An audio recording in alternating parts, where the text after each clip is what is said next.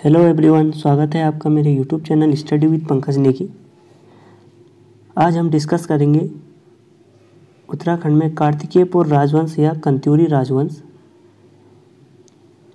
यशोवर्मन जब कन्नौज का शासक बना उसी समय जम्मू कश्मीर में गोनद वंश शासन कर रहा था और गोनद वंश के अंतिम राजा का नाम बलादित्य था। उसके बाद जम्मू कश्मीर में कारकोट वंश का उदय हुआ और इस वंश के संस्थापक दुर्लभवर्धन को माना जाता है। दुर्लभवर्धन के बाद उसका पुत्र शासक बना दुर्लभक, और दुर्लभक के फिर 3 पुत्र हुए। उनमें से मुक्तापीड़, चंद्रपीड़ और तारापीड़। तारापीड़ और चंद्रपीड़ तिब्बत युद्ध में मारे गए। उसके बाद जम्मू कश्मीर का कारकोट वंश का राजा मुक्तापीड़ बना। इससे पहले हमने पौरव राजवंश डिस्कस किया। पौरव राजवंश 647 ईस्वी से लेकर और 725 ईस्वी तक हमने उसका कालखंड माना।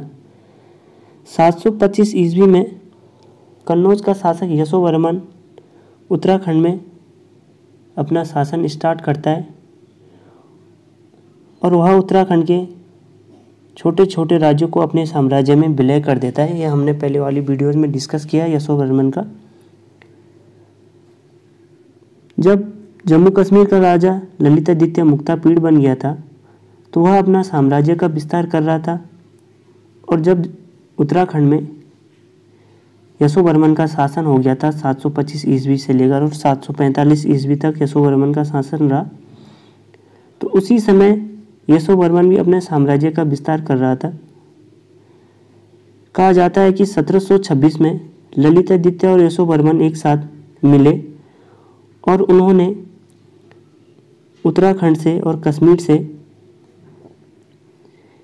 दोनों ने मिलकर तिब्बतियों को भारत से हरा दिया था।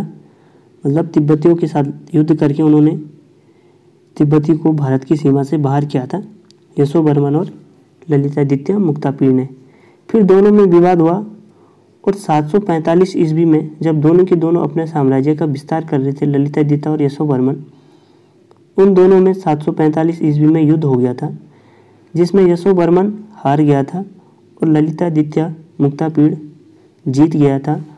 और उसी समय यशोवर्मन का सामंत था वसंत देव या वासुदेव। जब यशोवर्मन हार गया था उसके बाद ललितादित्य ने वसंत देव को अपना सामंत घोषित किया और उत्तराखंड क्षेत्र को ललितादित्य ने 745 ईस्वी में जीत लिया था। यशोवर्मन उस समय हार गया था। जब ललितादित्य मुक्तापीड़ ने उत्तराखंड में अपना सामंत वसंत देव को घोषित किया, उसके बाद ललितादित्य मुक्तापीड़ अफगानिस्तान में युद्ध करने चला गया था। कहते हैं कि उसकी मृत्यु अफगानिस्तान में हो गई थी। जब उसकी मृत्यु हो गई थी फिर उत्तराखंड में शासन की बागडोर बसंत देव ने संभाली और बसंत देव ने अपने आप को स्वतंत्र घोषित कर दिया था। और उसके बाद उसने कार्तिकेयपुर राज्य से कार्तिकेय राजवंश या कंत्यूरी राजवंश का वह संस्थापक बना। इस प्रकार कार्तिकेयपुर अर्थात कंत्यूरी राजवंश का संस्थापक वसंत देव को माना जाता है। यह वसंत देव पहले यशोवर्मन का सामंत था और जब यशोवर्मन को ललिता मुक्तापीड़ ने 745 ईस्वी में पराजित किया था, उसके बाद वसंत देव को मुक्तापीड़ ने अपना सामंत घोषित किया और वसंत देव ने कंत्यूरी राजवंश का उदय किया। जम्मू कश्मीर की राज तरंगिणी पुस्तक से, जिसके राइटर कलर्ण हैं, ललिता मुक्तापीड़ के बारे में जानकारी के स्रोत है जो वह राज तरंगिणी पुस्तक से इसके बारे में हमें पता चलता है, कश्मीर के कारकोट वंश का। इस प्रकार राज तरंगिणी के अनुसार 745 ईस्वी में ललितादित्य मुक्तापीड़ ने यशोवर्मन को पराजित किया और कार्तिकेयपुर सुवर्ण गोत्र अहिछत्रा राज्य में शासन किया और कार्तिकेयपुर पर राज्य में कश्मीरी हाट नामक स्थान की स्थापना की और जोशीमठ का नरसिंह देव का मंदिर का निर्माण भी ललितादित्य मुक्तापीड़ ने करवाया। इस प्रकार जोशीमठ में जो स्थित नरसिंह मंदिर है उसका निर्माण भी ललितादित्य मुक्तापीड़ ने कराया। कहीं पे क्वेश्चन आता है कि जोशीमठ नरसिंह मंदिर का निर्माण किसने कराया। यदि वहाँ पे ऑप्शन बसंत देव और ललितादित्य मुक्तापीड़ भी होगा तो ललिता मुक्तापीड़ आंसर होगा। यदि ललितादित्य मुक्तापीड़ ऑप्शन में नहीं है उसके बाद आंसर बसंत देव होगा। यह इतिहासकारों ने बताया कि जोशीमठ नरसिंह मंदिर का निर्माण ललितादित्य मुक्तापीड़ ने करवाया था।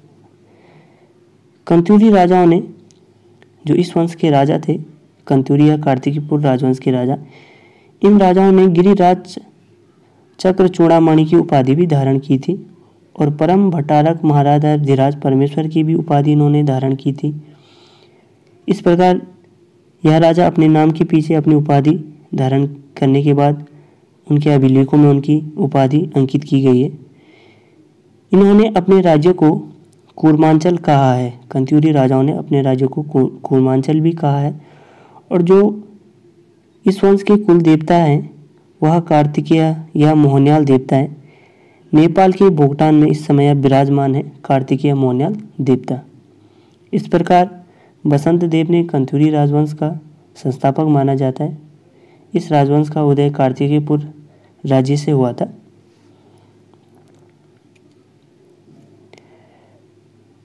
कार्तिकेयपुर राजवंश अर्थात कंत्यूरी राजवंश के जो साक्ष्य हैं, स्रोत हैं इस वंश की जानकारी के, वह हमारे पास अभिलेख और लोक कथाएं हैं।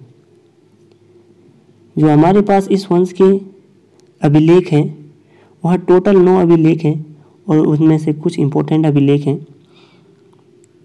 पांडुकेसर अभिलेख यह चमोली में है और इस पांडुकेसर अभिलेख जो है यह ललित सूर्यदेव का है। और इस पांडुकेसर अभिलेख की खोज कील हॉर्न नामक व्यक्ति ने की थी 1877 में। दूसरा अभिलेख कंडारा ताम्रपत्र है और यह गढ़वाल क्षेत्र में पाया गया। यह भी ललित सूर्यदेव का है, कंडारा ताम्रपत्र। उसके बाद बालेश्वर मंदिर, इसमें एक दान पत्र है बालेश्वर मंदिर में, यह चंपावत में स्थित है और यह देसठ देव राजा का दान पत्र बताया गया। इसके बाद बागेश्वर शिलालेख, बागेश्वर शिलालेख है जो पत्थर पे नाम लिखा गया है, वह राजा भूदेव का है। तो इस प्रकार इस राजवंश की जानकारी के जो हमारे पास स्रोत हैं वह इस राजवंश के अभिलेख और लोक कथाएँ हैं। लोक कथाओं में जागर या कहानियाँ आती हैं, तो उत्तराखंड में भी लोक कथाओं में जागरण प्रसिद्ध माना जाता है। तो जागरों में भी इस वंश का जानकारी का स्रोत प्राप्त होता है। और लोक कथाओं से इस वंश के जो संस्थापक माना गया है उसे अशांति देव को बताया गया है कि कहते हैं कि लोक कथाओं में अशांति देव को कंत्यूरी राजवंश का संस्थापक माना जाता है। कंत्यूरी शब्द का सर्वप्रथम उल्लेख एटकिंसन ने किया था। कार्तिकेयपुर राज्य के लिए कंत्यूरी शब्द का उल्लेख सर्वप्रथम एटकिंसन ने किया था। उत्तराखंड इतिहास का स्वर्ण काल भी कंत्यूरी राजवंश को कहा जाता है। और जब बसंत देव राजा बना इस वंश का संस्थापक के रूप में, तो उस समय इनकी राजधानी जोशीमठ में थी। उसके बाद इन्होंने अपनी राजधानी परिवर्तन की। कहते हैं कि जोशीमठ के बाद कंत्यूरी शासकों ने अपनी राजधानी सुभिक्षपुर में स्थानांतरित की थी और सुभिक्षपुर के बाद इन्होंने अपनी राजधानी बैजनाथ कंत्यूर घाटी जो कि बागेश्वर में, वह राजधानी परिवर्तन की थी। इनकी जो लिपि थी इन राजाओं की वह कुटिला लिपि थी। इनके अभिलेखों में एक शब्द नंदभद्र लिखा गया है। शायद यह नंदभद्र लेखक अभिलेखों में जो लेख लिखता रहा होगा उस व्यक्ति के लिए किया गया है, यह इतिहासकार बताते हैं। बसंत देव ने 745 ईस्वी में कंत्यूरी राजवंश की स्थापना की और इन्होंने अपनी राजधानी परिवर्तन की। जब बसंत देव राजा बना तो पहले राजधानी इनकी कार्तिकेयपुर में थी। कार्तिकेयपुर जोशीमठ में, चमोली में है। और उसके बाद इनकी जो राजधानी चेंज हुई सुभिक्षपुर बताया गया और सुभिक्षपुर से इनकी राजधानी बैजनाथ कंत्यूर घाटी में परिवर्तित की गई। और बैजनाथ जो राजधानी स्थानांतरित कर दी गई थी वह राजा नरसिंह देव ने राजधानी बैजनाथ में बनाई थी।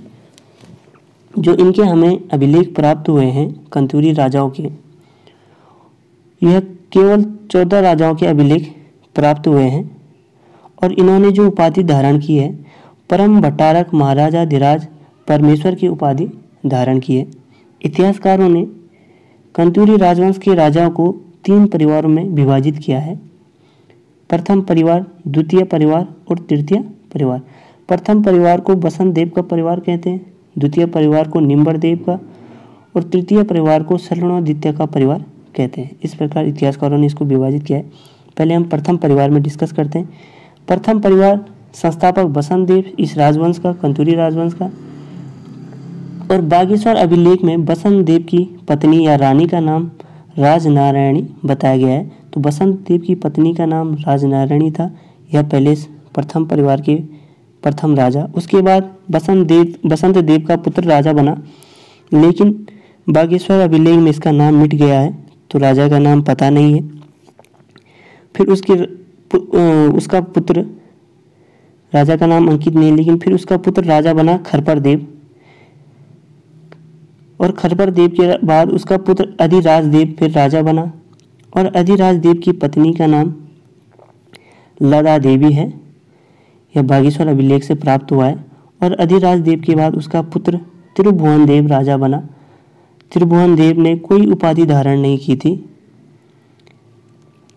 त्रिभुवन देव ने परम भट्टारक महाराजाधिराज परमेश्वर की उपाधि धारण नहीं की और त्रिभुवन देव को प्रथम परिवार का अंतिम राजा माना जाता है और इसने कोई उपाधि धारण प्राप्त नहीं की थी।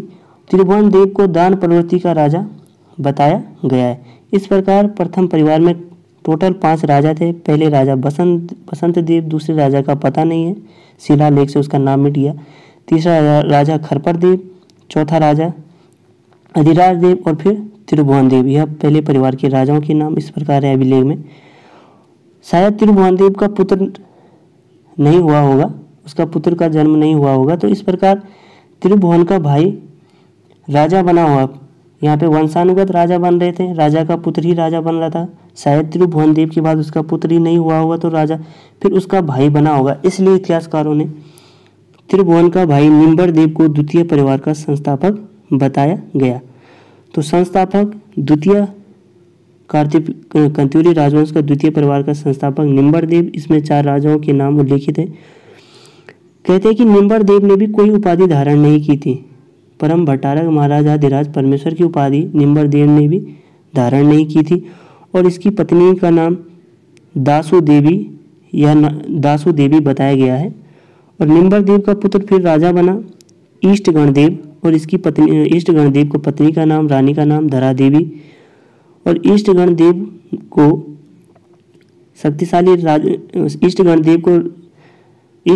ने अपने राज्य का विस्तार किया था। इसने कुमाऊं से लेकर और गढ़वाल क्षेत्र तक अपने राज्य का विस्तार किया था।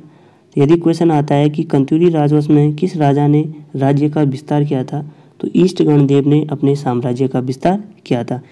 ईष्टगण देव के बाद उसका पुत्र ललित सूर्यदेव कंतूरी वंश का राजा बना और ललित सूर्यदेव को कंतूरी वंश का सबसे प्रतापी राजा माना जाता है। कहते हैं कि इसके 2 रानियां थी, लया देवी और सोमा देवी। लया देवी से इसका पुत्र का जन्म हुआ भूदेव और उसके बाद यह ललित सूर्यदेव के बाद शासक बना भूदेव ने बैजनाथ मंदिर का निर्माण करवाया और कहते हैं कि भूदेव जब बैजनाथ मंदिर का इसने निर्माण करवाया तो यह बौद्ध धर्म को नहीं मानता था, इसलिए इसने एक बौद्ध भिक्षुक की भी हत्या की थी भूदेव ने। जब इसने बौद्ध भिक्षुक की हत्या की थी भूदेव ने, उसके बाद कंतूरी राजवंश का तीसरा परिवार यह सलवणादित्य का परिवार इसका संस्थापक माना जाता है। भूदेव ने भी परम भट्टारक महाराज की उपाधि धारण की थी, लेकिन फिर जब कंतूरी राजवंश का तीसरा परिवार जिसका संस्थापक सलवणादित्य को माना जाता है, इसने भी कोई उपाधि धारण नहीं की थी। इसने भी परम भट्टारक महाराजाधिराज की उपाधि धारण नहीं की थी। सलवणादित्य के बाद सलवणादित्य की रानी का नाम सिंधवली देवी है और इसके बाद इसका पुत्र इक्षण देव राजा बना और इसकी इक्षण देव की पत्नी का नाम सिंधु देवी। फिर देसठ देव राजा बना, इसकी रानी का नाम पच्छल देवी, और देसठ देव के बाद फिर राजा पद्म देव और फिर सुभिक्ष राजदेव। सुभिक्ष राजदेव तृतीय परिवार का अंतिम शासक बताया गया है। इस प्रकार कंतूरी शासक, जो कि अभिलेखों से इतिहासकारों ने इनको तीन भागों में, तीन परिवारों में विभाजित किया, प्रथम परिवार, द्वितीय परिवार और तृतीय परिवार। प्रथम परिवार के राजा बसंत देव, फिर राजा का नाम पता नहीं, फिर खरपर देव, फिर अधिराज देव, फिर त्रिभुवन देव। त्रिभुवन देव ने कोई उपाधि धारण नहीं की। फिर द्वितीय परिवार का संस्थापक निम्बर देव, इसने भी कोई उपाधि धारण नहीं की।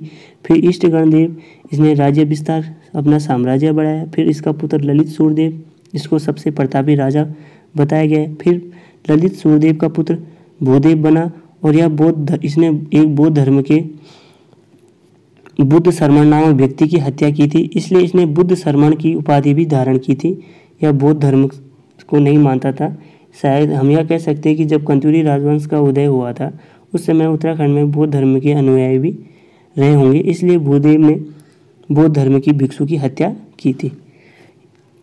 फिर तीसरे परिवार में सलोणादित्य इस परिवार का संस्थापक माना जाता है, इसने भी कोई उपाधि धारण नहीं की थी। फिर इक्षट देव राजा बना, फिर देसठ देव के बाद पद्म देव और फिर सुभिक्ष राजदेव। जब सुभिक्ष राजदेव राजा बना तो इसने अपने राज्य की राजधानी सुभिक्षपुर में, कार्तिकेयपुर से राजधानी स्थानांतरित करके सुभिक्ष देव ने सुभिक्षपुर में की थी, यह उल्लेख किया गया है। कंतूरी वंश प्रथम बार एटकिंसन ने कहा है, यह क्वेश्चन भी पूछा जा सकता है। तो इस प्रकार हमने जो अभिलेखों में राजाओं के नाम अंकित हैं उनको डिस्कस किया। राजधानी परिवर्तन में विवाद है। किस प्रकार का विवाद है? घनश्याम जोशी के अनुसार 1050 ईस्वी के लगभग नरसिंह देव ने कंतूरी वंश की राजधानी बैजनाथ ले गया था। कहते हैं कि घनश्याम जोशी जी कि 1050 ईस्वी में कंतूरी वंश का जो राजा था नरसिंह देव, इसने अपनी राजधानी स्थानांतरित की। यह राजधानी कार्तिकेयपुर से लेकर और कंतूर घाटी बैजनाथ में लाया था नरसिंह देव। यह घनश्याम जोशी का मत है, और यह नरसिंह देव इन्होंने सुभिक्ष देव का पुत्र बताया गया है। तो पहले राजधानी जोशीमठ में थी, जोशीमठ के बाद राजधानी चेंज हुई सुभिक्षपुर में सुभिक्ष राजा लाया, और सुभिक्षपुर से फिर राजधानी कहाँ हुई? बैजनाथ में। तो इस प्रकार इनकी तीन राजधानियां बनी, शायद जोशीमठ में पहली, उसके बाद सुभिक्षपुर और फिर बैजनाथ में। यह कंतूरी वंश की राजधानी है। कठोज के अनुसार राजा सुभिक्ष राजदेव राजधानी परिवर्तन करता है और यह सुभिक्षपुर में अपनी राजधानी को लाता है। यह कठोज यशवंत कठोज जी कहते हैं। और रामदत्त त्रिपाठी के अनुसार जो लोक कथा में राजा अशांति देव को बताया गया है, रामदत्त त्रिपाठी कहते हैं कि अशांति देव ने राजधानी परिवर्तन की थी। तो राजधानी परिवर्तन में भी विवाद है, लेकिन इतना क्लियर है कि इनकी राजधानी पहले जोशीमठ में थी, फिर सुभिक्षपुर में और लास्ट में फिर बैजनाथ में। इतिहासकार कहते हैं कि जोशीमठ से इन्होंने राजधानी बैजनाथ में इसलिए स्थानांतरित की क्योंकि जोशीमठ में भूस्खलन ज़्यादा होता रहा होगा। या कुछ लोग कहते हैं कि शैव धर्म और वैष्णव धर्म के लोगों में मतलब लड़ाई झगड़ा होता रहा होगा, तो इसलिए इन्होंने राजधानी परिवर्तन किया। तो इसमें अनेक विवाद है, लेकिन इनकी राजधानी पहले जोशीमठ, फिर सुभिक्षपुर और लास्ट में कंतूर घाटी बैजनाथ बागेश्वर में थी। यह क्लियर है। जब कार्तिकेयपुर कंतूरी वंश के राजा ने शासन कर रहे थे तो उस समय कंतूरी राजवंश 5 विषयों में विभाजित किया गया था। विषय मतलब यहाँ पे विषय को जिला कहा गया है। तो जब कंतूरी राजवंश उत्तराखंड में शासन कर रहा था उस समय यह राजवंश 5 जिलों में विभाजित था। टंकड़पुर जिला, कार्तिकेयपुर जिला, ऐसाल विषय, जिले को विषय कहते थे, अंतरंग विषय और मायापुर विषय, यह 5 विषय हैं अर्थात 5 जिले। इन जिलों में कंतूरी राजवंश के राजा शासन कर रहे थे। तो यह 5 जिलों में विभाजित था। जिस प्रकार वर्तमान में उत्तराखंड 13 जिलों में विभाजित है, उसी प्रकार जब कंतूरी राजवंश संस्थापक राजा रहे होंगे तो उस समय यह 5 विषयों में विभाजित था। इस प्रकार था टंकणपुर विषय, कार्तिकेयपुर विषय। टंकणपुर विषय उत्तरकाशी वाला क्षेत्र था। कार्तिकेयपुर चमोली जोशीमठ वाला, अंतरंग रुद्रप्रयाग और टिहरी। मायापुर हाट वाला क्षेत्र था, हरिद्वार पौड़ी और कोटद्वार वाला। और ऐसाल क्षेत्र जौनसार भाबर देहरादून वाला क्षेत्र था। विभागीय प्रणाली की नींव भी कंतुरी काल में पड़ती है। विभाग मतलब इन्होंने अलग अलग विभागों के लिए अलग अलग अधिकारियों को नियुक्त किया था। तो विभागीय प्रणाली की नींव भी कंतुरी काल में पड़ती है। अष्टादश प्रकृति परिस्थान, इस शब्द का प्रयोग इनके अभिलेखों में किया गया है। 18 विभागों के कार्यालयों को अक्षपटल कहा जाता था। यह अभिलेखों से मान्यता प्राप्त है, इसीलिए अष्टादश प्रकृति प्रतिष्ठान शब्द का प्रयोग किया गया है। इन्होंने 18 विभाग बनाए थे। बेगार प्रथा की नींव सर्वप्रथम कंतुरी वंश में ही पड़ी थी। बेगार प्रथा का मतलब ये होता है कि बिना शुल्क के काम करवाना। तो यह बेगार प्रथा की नींव भी कंतुरी वंश में पड़ी। यह क्वेश्चन पूछे जाते हैं कि बेगार प्रथा की नींव किस वंश में पड़ी, तो कंतुरी वंश में ही बेगार प्रथा की नींव पड़ी। कंतुरी वंश को ही उत्तराखंड का स्वर्णिम काल कहा जाता है और कंतुरी वंश को ही स्थापत्य कला का स्वर्णिम काल कहा जाता है, क्योंकि कंतुरी काल में सबसे सर्वाधिक मंदिर बनाए गए। शिव भगवान के और विष्णु भगवान के सबसे ज़्यादा मंदिर कंतुरी काल में ही बनाए गए। कंतुरी वंश में राजाओं का जो मुख्य आय था वह खेती ही था। मुख्य आय की स्रोत खेती थी, क्योंकि मुख्य व्यवसाय कृषि थी। और इन्होंने टैक्स लगाए थे। भूमि कर टैक्स, यह भूमि पर लगाया गया था। व्यापार कर टंकणपुर विषय में, टंकणपुर विषय था जो भोटिया जनजाति उत्तरकाशी सीमांत जिला वाला क्षेत्र था। तो भोटिया जनजाति के लोग खेती पर कम ध्यान देते, इसलिए इन्होंने इन पे व्यापार कर लगाया गया था। तीसरा था वन कर, वनों पर लगाया गया टैक्स। और टैक्स लेने वाला व्यक्ति खंडपति कहलाता था। जो वनों से वन कर वाला टैक्स लेता था उसको खंडपति कहते थे। तीसरा टैक्स था खनिज कर, और खनिज कर को लेने वाला व्यक्ति खंडर था स्थानाधिपति कहलाता था। खंडर था स्थानाधिपति, खनिज कर लेने वाला व्यक्ति कहलाता था। जो इनके अभिलेख पाए गए हैं, इन अभिलेखों में संस्कृत भाषा का प्रयोग किया गया है और वह कुटिला लिपि का प्रयोग कुटिला लिपि में की गई है। कंतुरी वंश कार्तिकेयपुर का सबसे प्रतापी शासक ललित सूर्यदेव को बताया गया है।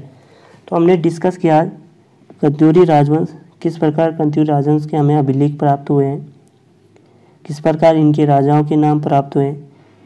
14 शासकों के अभिलेख हमें प्राप्त हुए हैं।